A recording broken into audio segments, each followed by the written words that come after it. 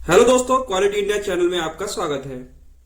दोस्तों, आज का हमारा टॉपिक होने वाला है DOE, डिजाइन ऑफ एक्सपेरिमेंट। अभी इसमें समझेंगे आज हम व्हाट इज DOE, DOE क्या होता है, डिजाइन ऑफ एक्सपेरिमेंट क्या होता है, purpose of implementation of DOE। DOE को अगर हम इंप्लीमेंट करते हैं तो उसका क्या उद्देश्य होता है, then the steps followed in the implementation of DOE। हम जब भी DOE को इंप्लीमेंट करते हैं तो उस टाइम पर हम ऐसे कौन से जनरल स्टेप्स फॉलो करें कि हमारा DOE स्मूथली फॉलो हो सके, स्मूथली इंप्लीमेंट कर सके। Then the type of DOE design. So DOE design होते हैं उसमें मल्टीपल, तो उसके कौन कौन से टाइप्स हैं। Next the application of DOE implementation. So उसके कौन कौन से एंड यूज है जहां पर हम DOE को यूज करते हैं, उसकी कौन सी एप्लीकेशन है, एंड यूज है। First point, what is DOE। DOE क्या होता है। DOE abbreviation design of experiment. अभी नेम से ही समझ सकते हैं कि देयर में भी यहां पर मल्टीपल एक्सपेरिमेंट्स हो सकते हैं जिसको हम एक प्रॉपर पैटर्न में और डिजाइन हम उसको कंडक्ट करते हैं। Okay, theoretically it is a systematic approach to planning, conducting, analyzing the experiments to ensure the relationship between the factors and effects। मतलब हमारे पास कुछ फैक्टर्स हैं और उनके कुछ इफेक्ट्स हैं। उन फैक्टर्स एंड इफेक्ट्स के बीच कैसा रिलेशनशिप है, कैसा बॉन्डिंग है और वो कितना स्ट्रोंग है, ये इंश्योर करने के लिए हम कुछ एक्सपेरिमेंट्स को प्लान करते हैं, अकॉर्डिंग टू प्लान उनको कंडक्ट करते हैं और उनको एनालाइज करते हैं कि कौन से फैक्टर स्ट्रॉन्गली रिलेशनशिप कंसिस्ट कर रहा है विद इफेक्ट। और इसी सिस्टमेटिक अप्रोच को हम कहते हैं डिजाइन ऑफ एक्सपेरिमेंट। अभी प्रैक्टिकली समझ लेते हैं। तो लीन सिक्स सिग्मा में और अदर प्रोजेक्ट्स में या फिर इंप्रूवमेंट प्रोजेक्ट में यहां पर एक इक्वेशन यूज करते हैं y is to fx।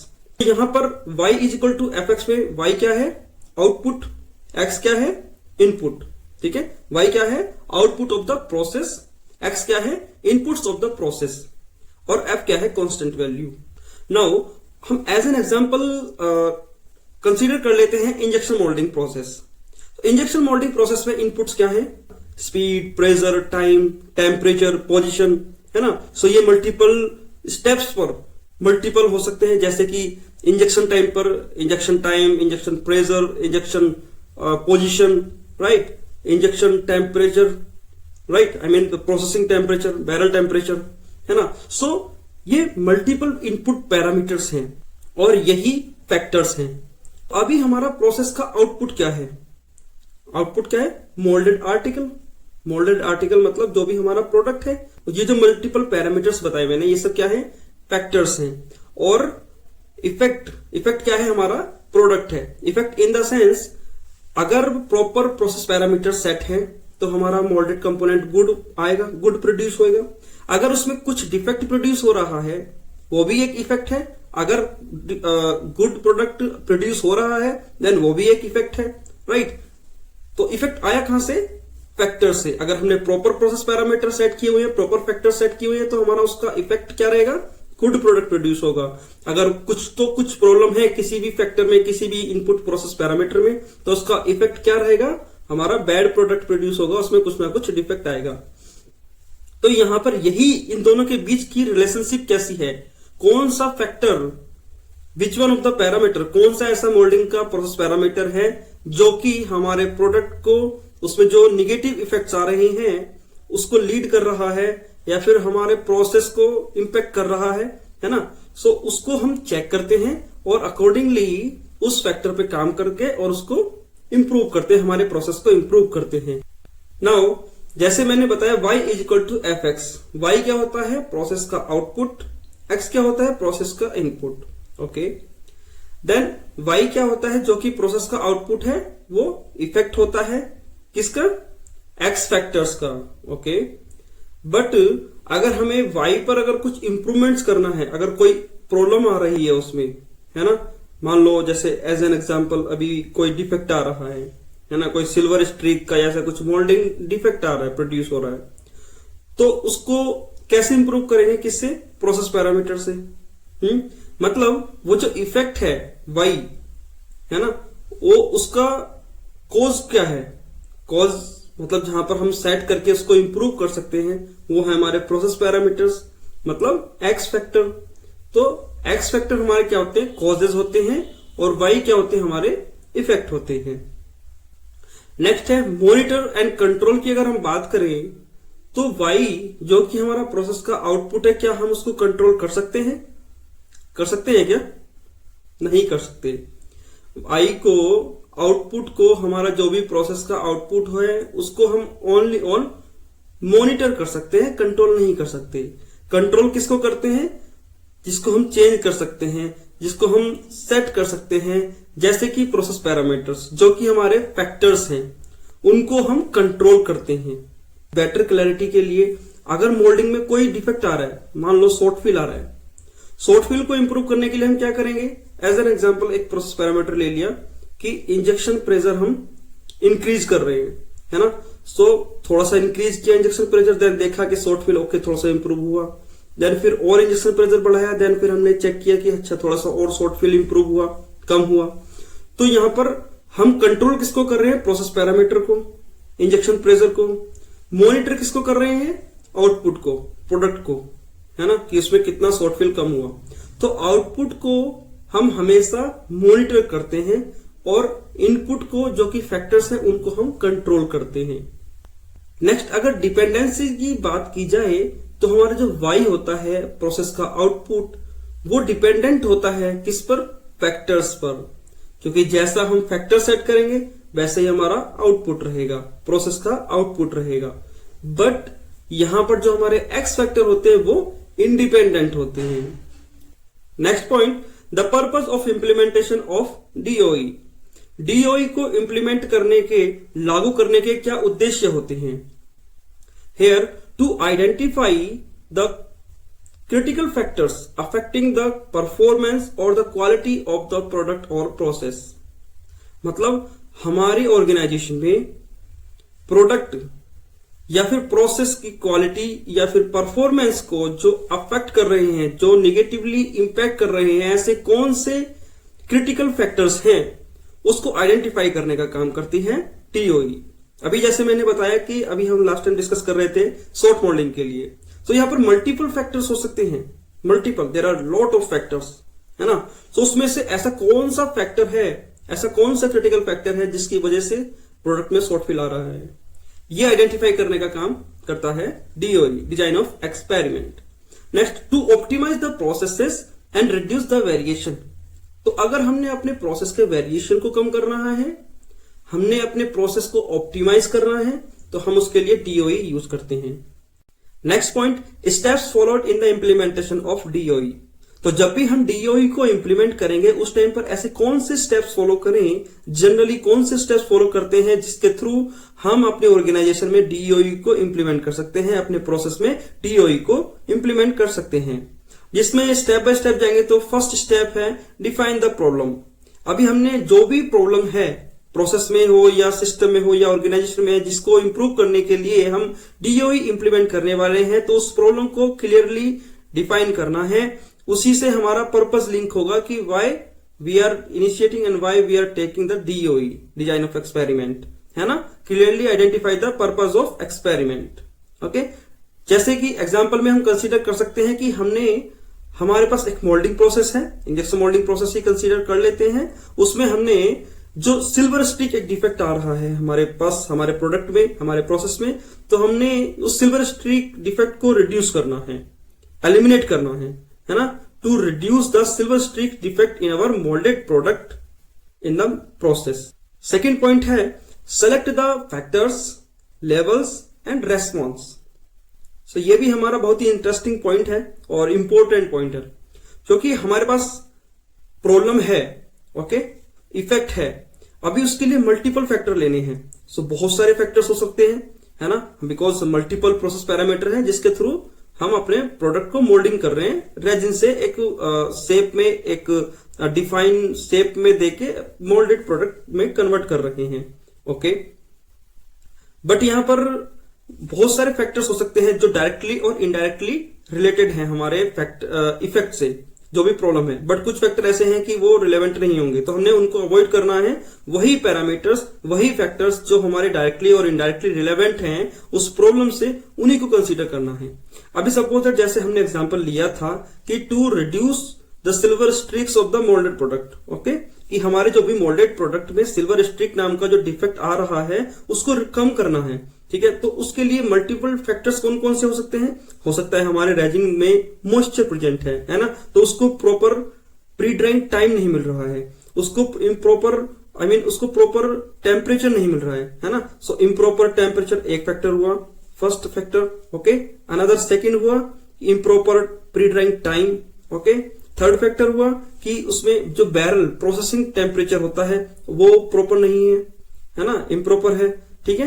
Then so ये हमारे पास 3 फैक्टर्स हमने कंसीडर कर लिए, ओके। जस्ट एज्यूम, मान लो अभी इन 3 के 3 फैक्टर्स में levels, pre drawing temperature suppose that अगर 90 डिग्री सेंटीग्रेड हम कंसीडर करते हैं, तो 90 डिग्री सेंटीग्रेड में अभी हमारे पास लेवल होने चाहिए, है ना, तभी तो हम वैलिडेट करेंगे उसको, है ना। तो सपोज दैट अगर 90 डिग्री सेंटीग्रेड पे हम प्री ड्राई कर रहे थे उसको, तो अभी हम उसको 80 डिग्री सेंटीग्रेड पे करके देखेंगे, 90 डिग्री सेंटीग्रेड पे करेंगे और 100 डिग्री सेंटीग्रेड पे करेंगे। तो ये क्या हो गए? 3 लेवल्स हो गए। सो ऐसे ही सभी फैक्टर्स में मल्टीपल लेवल्स हो सकते हैं, है ना। नेक्स्ट पॉइंट है कि रेस्पॉन्स। रेस्पॉन्स में हमारा वही कि हम किस इफेक्ट के लिए, किस आउटकम के लिए हम काम कर रहे हैं। सो बेसिकली जो मैंने डिफाइन किया, जैसे यहां पर हम काम कर रहे हैं to reduce the silver streaks, तो वो हो गया रेस्पॉन्स, है ना। सो ये हो गया हमारा सेकंड पॉइंट। थर्ड पॉइंट है कि चूज द एक्सपेरिमेंटल डिजाइन। सो जैसे मैंने बताया था कि टाइप्स ऑफ डीओई डिजाइन है।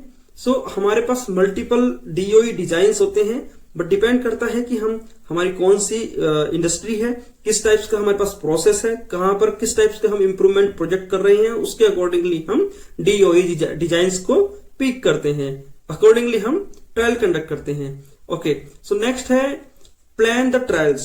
सो अकॉर्डिंगली जैसे ही हमने एक हमारा जो भी डीओई डिजाइन हमने पिक किया, उसको डिजाइन किया, उसके अकॉर्डिंगली हमने ट्रायल्स को प्लान करना है, जो भी एक्सपेरिमेंट करने हैं, जो भी ट्रायल्स करने हैं, अकॉर्डिंगली हमने प्लान करना है, ओके। सो उस प्लानिंग के थ्रू हमने क्या करना है, एक एक्सपेरिमेंटल एक ट्रायल मैट्रिक्स प्रिपेयर करना है कि किस किस कॉम्बिनेशन के साथ हमने कब ट्रायल करना है। सो अकॉर्डिंगली हमने ट्रायल कंडक्ट करने होंगे। पॉइंट नंबर 5 में जाएंगे कि अकॉर्डिंगली जैसे ही हमने एक ट्रायल मैट्रिक्स प्रिपेयर किया है, उसके अकॉर्डिंगली हम ट्रायल कंडक्ट करेंगे। नेक्स्ट है एनालाइज द रिजल्ट्स। अब हम एनालिसिस टेक्निक्स के लिए मल्टीपल टूल्स होते हैं, जैसे कि एनोवा हो गया, है ना, analysis of variation, otherwise correlation and regression testings होती है। So multiple tools are there, हम उनको यूज करके डेटा को एनालाइज कर सकते हैं। देन नेक्स्ट है ड्रॉ द कंक्लूजन। जैसे ही हमने प्रीवियस जो डेटा हमने गैदर किया, मल्टीपल हमने ट्रायल कंडक्ट किए, ट्रायल मैट्रिक्स के अकॉर्डिंगली, अब जो उनसे हमारा रिजल्ट हमें रिसीव हुआ, रिजल्ट हमें मिला, उसको हमने एनालिसिस किया। एनालिसिस करने के बाद में हमने ये कंक्लूड करना है कि which one of the factor are having a proper and valid relationship with the effect. So जो भी factor proper relationship with strong bonding consist करता है विद द इफेक्ट क्या था हमारा? सिल्वर स्ट्रीक का। सो अभी हमने मल्टीपल फैक्टर्स को हमने चेक किया, अभी उसमें जो हमें वैलिड फैक्टर मिला उसके हिसाब से हमें एक कंक्लूजन देना है, ओके। नेक्स्ट पॉइंट है वैलिडेट द रिजल्ट्स। तो सपोज दैट हमारा जो इफेक्ट क्या था? Silver streak. अभी वहां पे हमें वैलिड फैक्टर मिल गया कि प्री ड्राइंग टाइम कम था। अभी हमने उसको रेप्लिकेट फिर से ट्रायल करना है, उसको वैलिडेट करने के लिए कि क्या ये रियल में ऐसा ही है। रियल में अगर उसको टेम्परेचर प्री ड्राइंग टाइम को अगर कम करेंगे तो क्या रियल में फिर से प्रॉब्लम आने के चांसेस हैं? और उसको अगर हम ज्यादा टाइम दे रहे हैं तो क्या रियल में वो सिल्वर स्ट्रीक का डिफेक्ट रिड्यूस हो रहा है, वो डिफेक्ट फ्री प्रोडक्ट प्रोड्यूस हो रहा है?